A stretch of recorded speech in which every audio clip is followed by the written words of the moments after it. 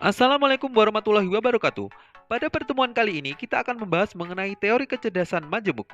Beberapa kecerdasan majemuk yang ada pada diri manusia adalah yang pertama adalah kecerdasan linguistik yang meliputi kecerdasan dalam mengolah kata seperti menggunakan kata-kata secara efektif, baik secara lisan maupun tulisan.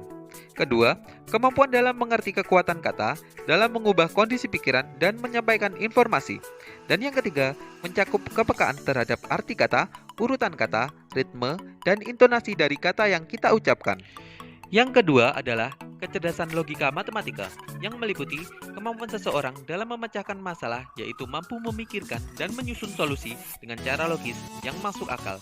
Kedua, meliputi proses berpikir deduktif, yaitu cara berpikir dari hal yang besar kepada hal-hal yang kecil, serta proses berpikir induktif, yaitu cara berpikir dari hal kecil ke hal-hal yang besar.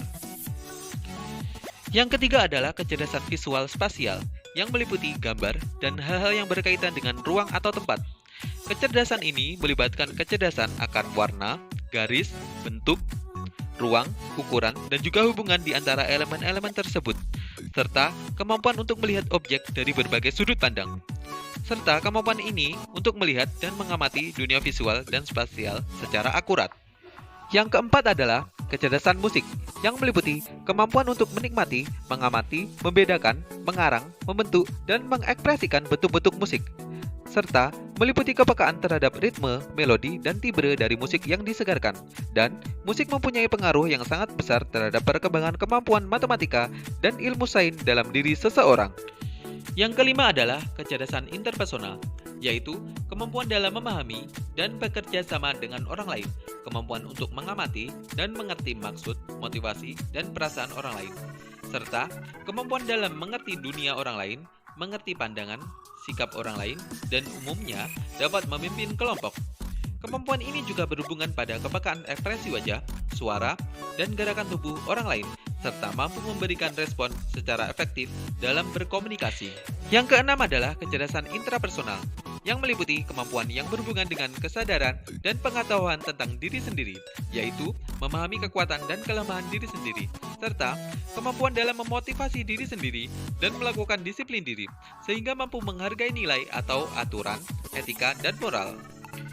Yang ketujuh adalah kecerdasan kinestik, yang meliputi kemampuan dalam menggunakan tubuh secara terampil untuk mengungkapkan ide, pemikiran, dan perasaan, yang meliputi keterampilan fisik dalam bidang koordinasi, keseimbangan, daya tahan, kekuatan, kelenturan, dan kecepatan, serta mencakup hal-hal yang berkaitan dengan bakat dalam mengendalikan gerakan tubuh dan keterampilan dalam menangani benda. Yang kedelapan adalah kecerdasan naturalis, yang meliputi kemampuan yang berkaitan dengan memahami dan menikmati alam dalam menggunakan secara produktif, yaitu mengembangkan pengetahuannya mengenai alam, serta perkembangan kemampuan kecerdasan naturalis ditandai dengan sifat mencintai lingkungan dan mampu mengenali sifat dan tingkah laku hewan, serta sangat senang melakukan kegiatan di luar alam. Demikian pembahasan kita kali ini terkait dimensi kecerdasan manusia, teori kecerdasan majemuk. Semoga dapat kalian pahami dan membantu kalian memahami setiap potensi di dalam diri kalian. Terima kasih. Wassalamualaikum warahmatullahi wabarakatuh.